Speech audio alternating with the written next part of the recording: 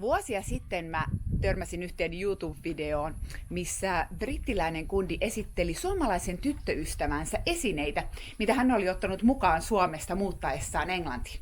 Ja mun mielestä se oli hulvaton, koska mä tajusin, että mä olin ottanut itse ne samat esineet aikoinaan, kun mä olin muuttanut Suomesta Kreikkaan.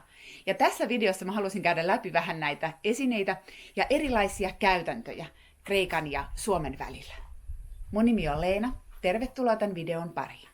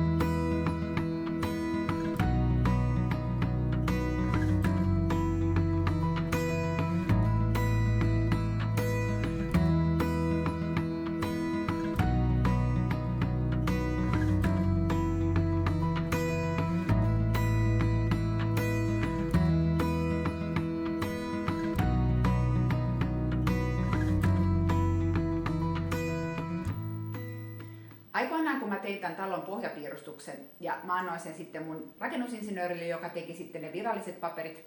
Ja hän oli muuttanut yhden asian ja se oli nämä ulko-ovet. Mä olin piirtänyt nämä ulko-ovet aukeamaan ulospäin ja hän oli sitten korjannut ne aukeamaan sisäänpäin.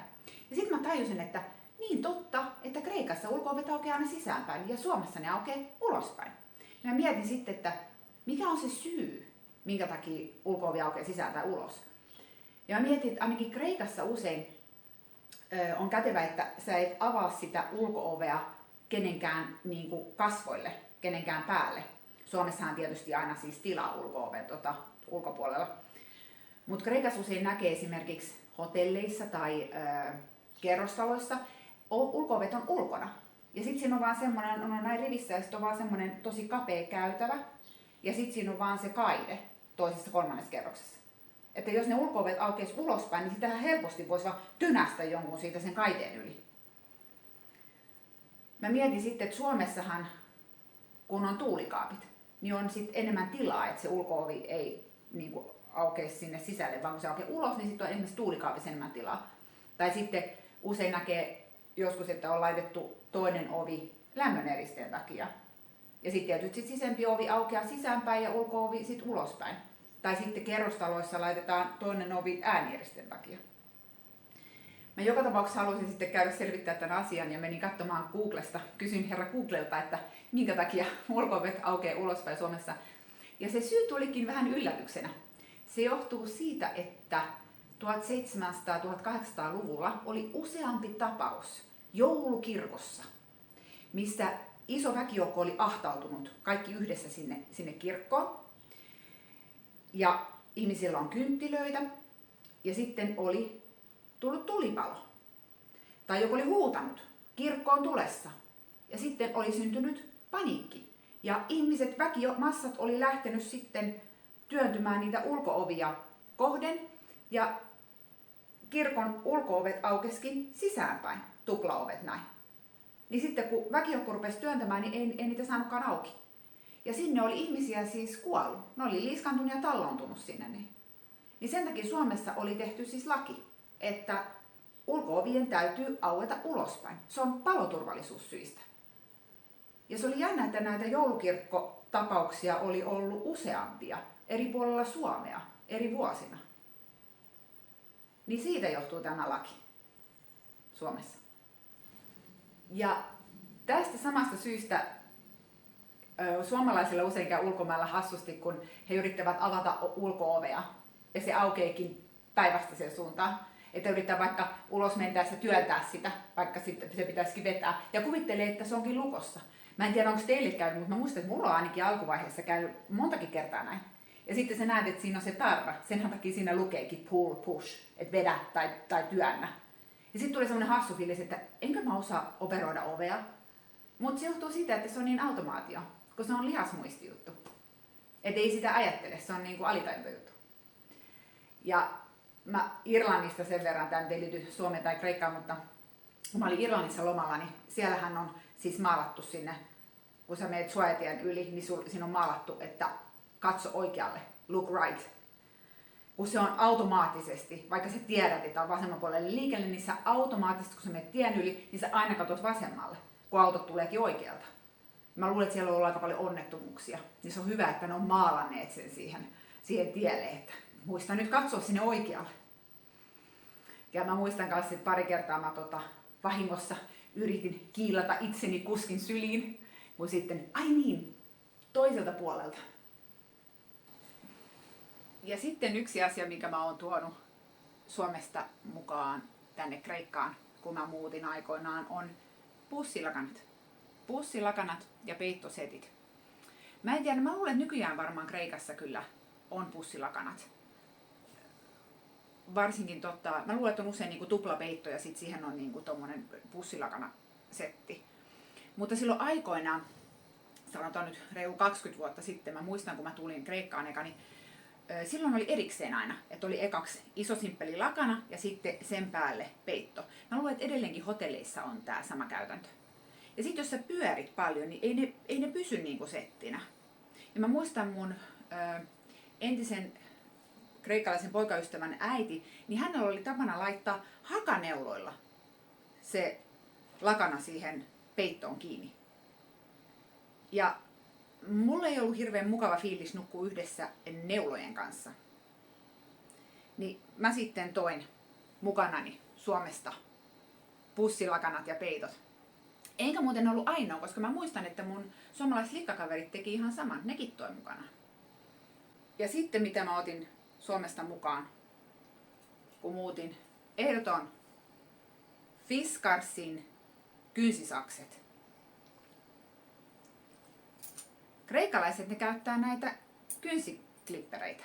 Kyllä näitäkin varmaan saa ostettu jonkunnäköisiä kynsisaksia, mutta mä en välitä käyttää näitä kynsileikkureita. Mä tykkään näistä Fiskarsin kynsisaksista. Mulla täytyy olla nämä. Nämä on mulle tärkeät. Mun mies ei halua käyttää näitä. Hän sanoi, että hän ei osaa näiden saksien kanssa leikata, että hänen pitää käyttää näitä kynsiklippereitä. Mikä tämä on? Kynsileikkuri. Sitten yksi asia, mitä olen tuonut Suomesta mukaan Kreikkaan, on Nokian hyvät kumisaappaat. Mun äidillä oli tapana vitsailla, hän oli kotoisin Nokialta. Ja sitten kun hän meni ulkomaille ja häneltä kysyttiin, että mistä olet kotoisin, ai Suomesta, mistä päin Suomeen. Ja hän sanoi, että no arvaa, että se on Suomen kuuluisin kaupunki. Sitten mulla löytyy täällä keittiössä myös Fiskarsin keittiösakset. Mä halusin tämän talon keittiön tietysti kuivauskaapin. Ja aikoinaan kun mä tein nämä piirustukset, niin mä laitoin sitten tämän lavuaarin nämä putkilinjaukset, että lavuaari tulee tähän näin, ei tähän ikkunan eteen, kun Kreikassa aina tiskialas tulee tähän ikkunan eteen, mikä on ihana tietysti siinä, että sulla on kivat maisemat niin kuin tylsän seinän tilalta ja raitista ilmaa.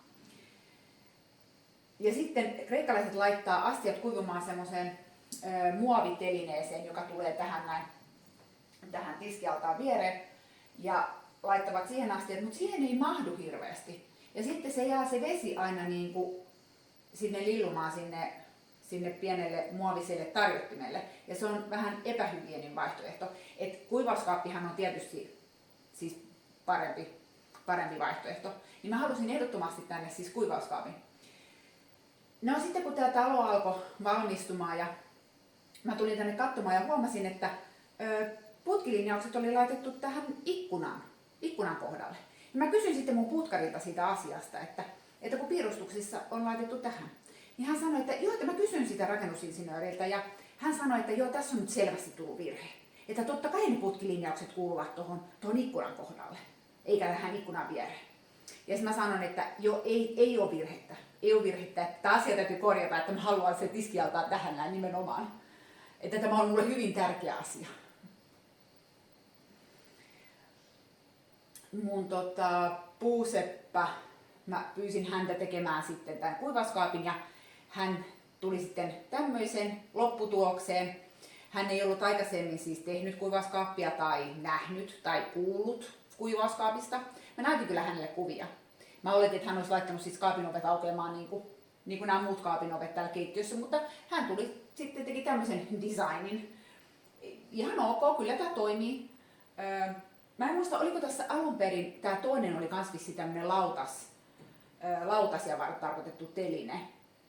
Mä en ihan tarkkaan enää muista, mutta mä halusin tietysti tämmöisen tason, johon mä saan siis mun lasit ja mukit tähän enemmän tilaa kuin sitten ei vaan näitä lautastelineitä. Niin sit mä muistan, kun tää oli just valmistunut, Puuseppä oli just laittanut tän ja Linda oli silloin tulossa, mun ystävä Linda oli tulossa Roorokselle ja mä muistan, mä pyysin häntä sitten, että viittisitkö käydä hakemassa mulle tommosen kuivaskaapin tasohyllyn, että mä saisin sen. Ja Linda sitten, tää tasohylly sitten matkusti Lindan rinkassa Euroopan läpi Suomesta tänne Roorokselle. Ja sain sitten semmoisen kuivauskaapin, kun mä halusin suurin piirtein. Mutta ne on suomalaisille ne on hyvin tärkeitä juttuja, niin kuin tiedätte. Sitten Suomesta, mikä on kulkeutunut, on tietysti tiskiharja. Täytyyhän olla tiskiharja mun kuivauskaapin kanssa, tiskien teko. Kreikalaiset eivät käytä tiskiharjaa. Kreikalaiset tiskaa aina sienellä. Mun kreikalainen mies, hän ei suostu käyttämään tiskiharjaa. Hän ainoastaan tällä sienellä pesee. Joo, mun kreikkalainen mies, hän tiskaa mulle, jos mä kauniisti pyydän, jos mulla on kiire, niin hän auttaa mua kaikkien kotihommien kanssa. Hän on oikein kiltti. Mä tykkään itse asiassa tehdä tiskejä molemmilla, se riippuu vähän, että mitä mä tiskaan. Mun mielestä jotkut asiat on helpompi tiskata tällä harjalla ja sitten jotkut asiat on taas helpompi saada puhtaaksi tällä sienellä. Et mä tykkään itse asiassa käyttää molempia.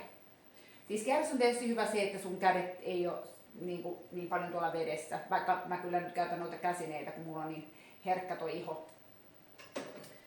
Mut joo, kreikkalaiset ei tykkää tiskiharjasta, heillä pitää olla sieni. Mä muistan joskus vuosia sitten, nyt parikymmentä vuotta sitten, mä asuin silloin Suomessa mun entisen kreikkalaisen poikaystävän kanssa. Ja hänen ystävänsä Kreikasta tuli sitten lomalle meille ja hän halusi auttaa tiskien kanssa. Ja hän sanoi mulle, että ei halunnut kertoa siis mulle, koska mä olisin tietysti sanonut, että ei sun tarvitse meidän tiskejä tehdä. Niin hän tuli mulle ja sanoi, että Leena hei, että anna mulle sieni. Mä sanoin, että minkälainen sieni, mihin sä sitä tarvitset? Ei kun mä nyt tarvitsen vaan, anna sieni. No mä kävin sitten siivouskaapissa ja mä löysin tämmöisen ison sienen, vaikka autonpesuun tai jotain. Mä sanoin, että kelpaaks tämä? Hän katsoi sitä sientä, että no ei, kun mä tarvitsen pienen sienen. Mä ajattelin, pienen sienen, no mihin sä sitä tarvitset? Ja sitten hän sanoi, että no minä haluan tiskata ja minä tarvitsen pienen sienen. Mä olin, että joo, et sä meidän tiskiä tee. Ei kun kyllä minä nyt teen ja tänne se sieni. No mä otin sitten siitä isosta sienestä, otin saksilla sitten pienen palan sieltä reunasta, että no kelpaako tämä sieni? Joo, se kelpaa. Hän myös, mä muistan, hän oli, halusi auttaa meitä ruokaostosten kanssa. Ja hän ei sanonut meille siitä mitään, koska hän tiesi, että me oltaisiin tietysti sanottu, että ei tarvitse ostaa meille mitään ruokaa. Niin hän on sitten käynyt omatoimisesti kaapit ja jääkaapin läpi ja tehnyt inventaarion siitä, että mitä tuotteita meillä taloudessa löytyy. Ja sitten hän oli käynyt ostamassa ne samat tuotteet. Että on sitten niitä tuotteita, mitä isäntäväki tykkää syödä, juoda. Niin se oli hyvä, kun mä tulin illalla kotiin, niin mä huomasin, että yhtäkkiä meidän kaapeissa tuotteet olikin tuplaantuneet, että siellä oli leipää ja kahvia ja maitoa, mehua, juustoa, mitä nyt ikinä olikaan. Mun mielestä se oli hyvin suloisesti tehty, kiltisti tehty ja fiksusti. Mun mielestä se olikin hyvä idea. mä olisin halunnut näyttää teille sellaisen vanhanaikaisen tölkin avaajan, mihin mä törmäsin joka puolella Kreikassa silloin, kun mä tänne tulin. Nyt mä en enää löytänyt sitä sen takia, koska nykyään kaikissa näissä tölkeissä on tää automaattinen avaussysteemi, niin näitä tölkin avaajia ei enää tarvita. Mutta mä muistan, että mä kamppailin sen kreikkalaisen tölkin avaajan kanssa monet kerrat ja mä en edelleenkään osaa operoida sitä vekotinta. Niin piti sitten tuoda Suomesta yksinkertainen ja helppo tölkin avaaja, että sain tölkit auki. Tässä oli kaikki tällä kertaa. Toivottavasti viihdyt tämän videon parissa ja kiitos kun katsoit. Ensi videolla taas nähdään. Siihen asti, heippa!